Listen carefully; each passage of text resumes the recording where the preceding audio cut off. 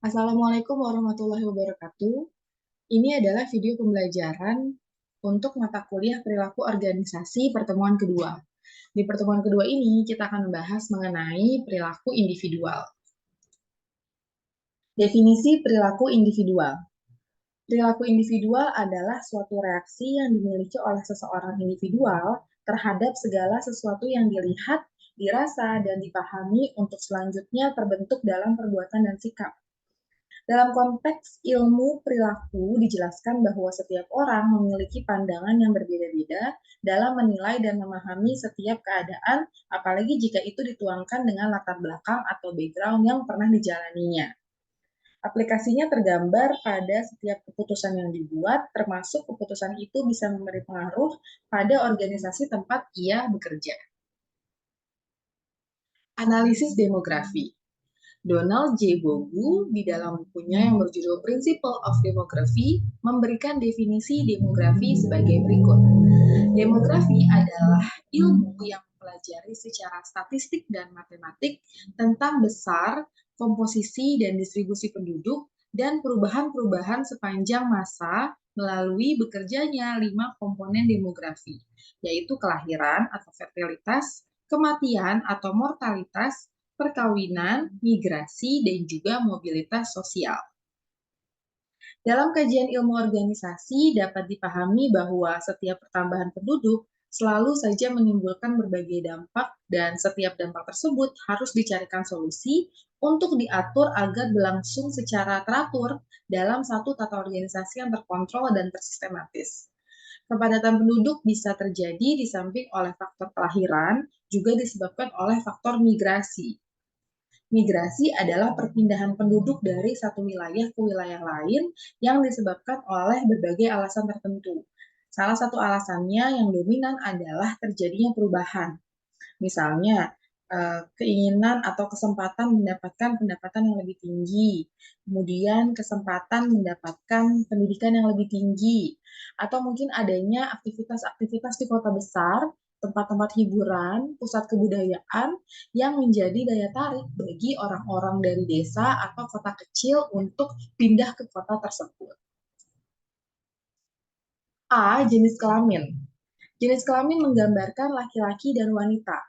Jumlah persentase laki-laki dan wanita dalam bentuk data yang diperoleh pada tahun ini atau tahun sebelumnya akan dapat dijadikan alat prediksi untuk tahun-tahun yang akan datang.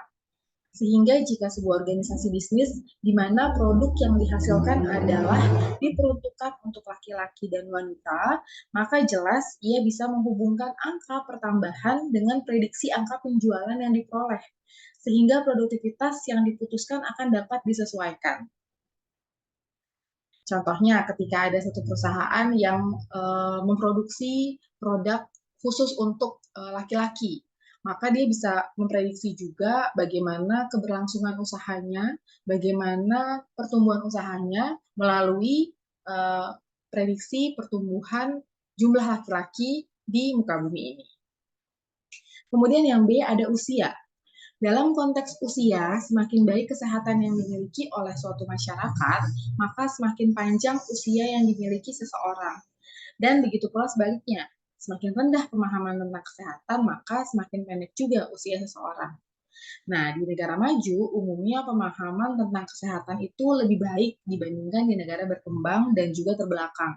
Sehingga wajar usia produktif di negara maju jauh lebih tinggi dibandingkan dengan di negara berkembang. Bagi sebuah organisasi, jika para karyawan di organisasinya banyak yang sehat dan mampu mengatur pola hidup mereka, maka memungkinkan organisasi tersebut akan terhindar dari berbagai masalah. Sehingga wajar jika beberapa perusahaan sering melakukan berbagai kebijakan untuk membangun pola hidup sehat bagi para karyawannya. Misalnya mengadakan perkumpulan olahraga bersama, kemudian mungkin adanya siraman rohani, dan berbagai aktivitas sejenis lainnya. Tujuannya adalah untuk mengurangi tingkat stres karyawan di perusahaannya. Yang C, status. Posisi status dapat dilihat dari segi single atau sendiri, kemudian menikah, marriage, atau bercerai, divorce. Di negara maju atau di perkotaan, angka perceraian jauh lebih tinggi. Ini terjadi disebabkan oleh berbagai alasan. Salah satu faktornya diakibatkan oleh tingginya aktivitas kehidupan, baik laki-laki maupun wanita. Dalam kasus tertentu di negara berkembang dan terbelakang, kasus perceraian juga terjadi karena tidak lahirnya anak laki-laki, sehingga bagi mereka keturunan penerus generasi dianggap tidak ada. Bisa jadi si laki-lakinya mungkin menginginkan keturunan laki-laki sehingga mencari istri lain, sehingga menuntut cerai istrinya, atau sebaliknya, sang istri juga bisa menuntut cerai suaminya dengan alasan mungkin tidak rela suaminya menikah kembali. Nah, hal-hal tersebut seringkali terjadi atau menyebabkan perceraian. Kemudian yang D, masa kerja. Masa kerja yang pendek dan lama mampu memberi pengaruh pada experience atau pengalaman dari seorang karyawan. Semakin lama masa kerja, maka tentunya experience yang dimiliki juga semakin matang. Sehingga wajar jika suatu organisasi dalam melakukan rekrutmen menempatkan syarat pengalaman sebagai salah satu syarat penting. Dalam konteks ini muncul istilah senior dan juga junior. Jika kita mendefinisikan senioritas sebagai masa seseorang menjalankan pekerjaan tertentu, kita dapat mengatakan bahwa bukti paling baru menunjukkan suatu hubungan positif antara senioritas dan produktivitas pekerjaan. Dampak diversitas bagi organisasi. Diversitas atau keragaman dalam suatu setting organisasional adalah suatu kumpulan individu-individu yang berbeda satu sama lain pada satu atau jumlah dimensi yang mencakup kultur, nilai-nilai, pendidikan, gender, status perkawinan, usia, dan lain sebagainya. Dari pengertian tersebut jelas bahwa diversitas merupakan suatu masalah yang memiliki nilai penting dan relevansi real pada saat ini dan juga di masa yang akan datang.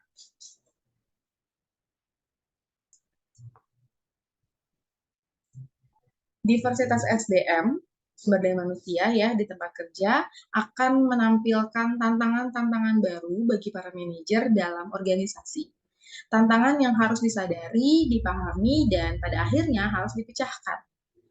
Perbedaan-perbedaan di antara mereka sering menciptakan konflik, dan apabila konflik semacam ini salah dikelola atau ditangani secara tidak tepat, dapat menghasilkan kinerja yang buruk. Maka salah satu kesuksesan top manajemen ketika ia mampu mengakomodir berbagai perbedaan tersebut menjadi sebuah kekuatan yang memiliki nilai lebih untuk membawa perusahaannya bersaing di pasar yang kompetitif. Kompetensi dan pembelajaran. Kompetensi adalah suatu kemampuan yang dimiliki oleh seorang individu yang memiliki nilai jual dan itu teraplikasi dari hasil kreativitas serta inovasi yang dihasilkan. Dalam dunia kerja, semakin tinggi kompetensi seseorang, maka semakin tinggi nilai jual orang tersebut. Artinya, perolehan finansial yang bisa diperoleh juga akan semakin tinggi. Untuk memperoleh nilai kompetensi tersebut, maka ia dituntut untuk melakukan pengembangan diri, baik dari segi education atau pendidikan, maupun pengalaman yang semua ini sering juga disebut dengan pembelajaran. Sistem kompensasi finansial dapat memotivasi karyawan jika menghargai kinerja sebagai fungsi dari upaya dan kompetensi. Sistem kompensasi yang demikian akan memotivasi dan dipersepsikan fair jika karyawan memiliki peluang untuk maju. Apabila ada karyawan bertumbuh dan berkembang dengan kompetensi yang meningkat, terbuka kesempatan promosi sehingga dapat memperoleh kompensasi finansial yang tentunya lebih baik.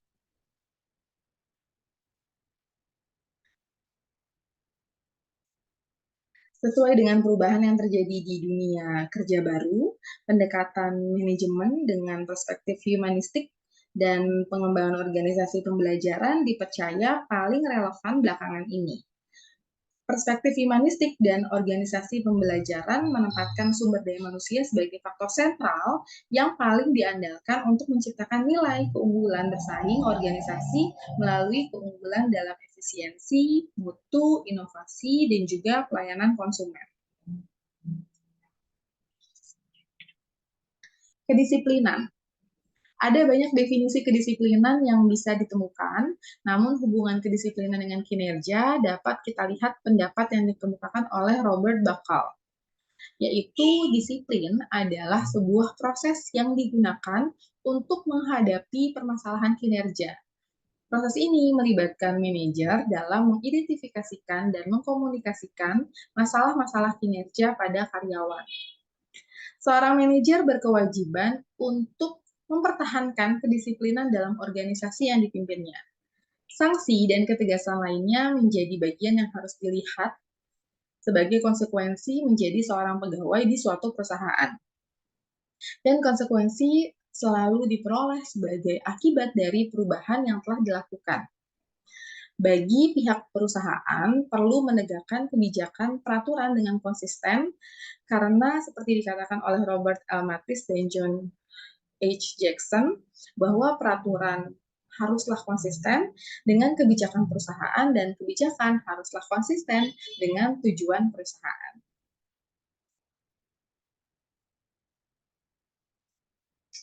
Salah satu tindakan yang layak dilakukan oleh pihak manajemen perusahaan dalam mendeteksi berbagai masalah adalah menerapkan diagnostic management.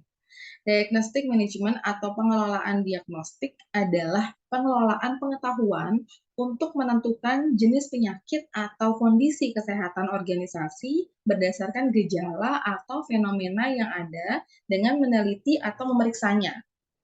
Hasil diagnostic management nantinya dijadikan sebagai rekomendasi untuk diarahkan guna membangun sistem dan model kepatuhan yang sesuai dengan bentuk organisasi tersebut.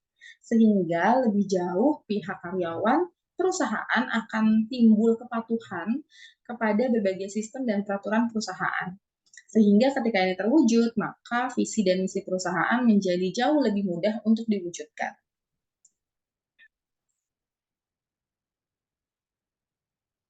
Kepatuhan atau compliance adalah perilaku bawahan dalam memberikan tanggapan terhadap sistem otoritas yang ada di dalam organisasi.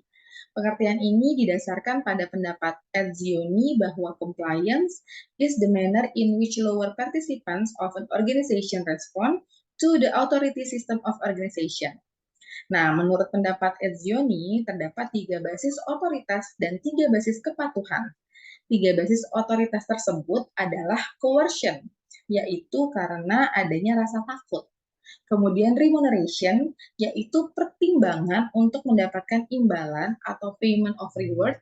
Dan yang ketiga adalah normatif, yaitu berdasarkan ketentuan peraturan yang ada. Nah, kalau 3 basis kepatuhannya adalah yang pertama relatif, yaitu rasa keterasingan. Kemudian instrumental of calculative, dalam hal ini kepatuhan yang digunakan sebagai alat untuk mencapai sesuatu. Dan yang terakhir adalah moral, yaitu kepatuhan yang didasarkan pada nilai-nilai leluhur sebagai tolak ukur untuk kebenaran. Nah, ini adalah menjadi dasar dari setiap karyawan melakukan kepatuhan. Nah, kemudian reward and punishment. Reward and punishment dianggap dua kata yang paling melekat dalam membangun suatu organisasi, baik dilihat dari segi perspektif manajemen sumber daya manusia maupun berbagai disiplin ilmu lainnya. Setiap karyawan yang bekerja rata-rata tujuan utamanya untuk memperoleh penghasilan, sehingga keinginan untuk mencari tempat bekerja dengan berbagai fasilitas yang menjanjikan dan memenuhi hasrat dianggap sebagai salah satu faktor kuat dalam mendukung keputusannya.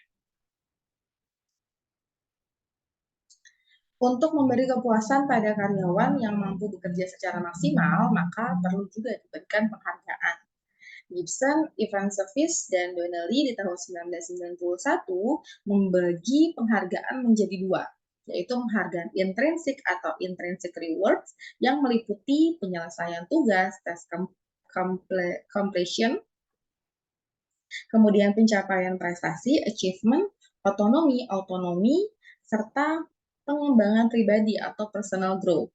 Sedangkan penghargaan extrinsic atau extrinsic reward itu meliputi gaji dan upah, salary and wage, jaminan sosial, fringe benefit, penghargaan antar pribadi, interpersonal reward, dan juga promosi atau promotion. Dengan pemberian penghargaan, maka diharapkan berdampak pada meningkatnya motivasi dalam bekerja. Penghargaan dan motivasi dapat dilihat sebagai bentuk hubungan yang bersifat linier dan saling mempengaruhi satu sama lain. Karena secara konsep, ketika seseorang memutuskan untuk memulai suatu pekerjaan, maka tentunya ada sesuatu yang diharapkan, dan penghargaan itu merupakan kepuasan yang diperoleh. Ada banyak teori tentang motivasi yang bisa ditemukan di mana-mana, umumnya mencoba melihat pada goal atau tujuan, termasuk apa yang dikemukakan oleh Edwin Locke. Edwin Locke dengan goal setting teorinya di tahun 1984 mengemukakan bahwa motivasi seseorang sangat dipengaruhi oleh tujuan dan maksud orang tersebut. Dan perusahaan dituntut untuk dapat memberikan tujuan yang jelas kepada karyawan, karena hal tersebut pada akhirnya akan memberikan kepada pekerja rasa berprestasi. Jadi, goal setting teori ini lebih menekankan pada penghargaan intrinsik atau disebut juga dengan intrinsic reward. Baik, itu tadi adalah topik terakhir kita untuk pertemuan kedua. Terima kasih untuk teman-teman yang sudah mendengarkan. Kita bisa lanjut diskusi di ruang diskusi. Assalamualaikum warahmatullahi wabarakatuh.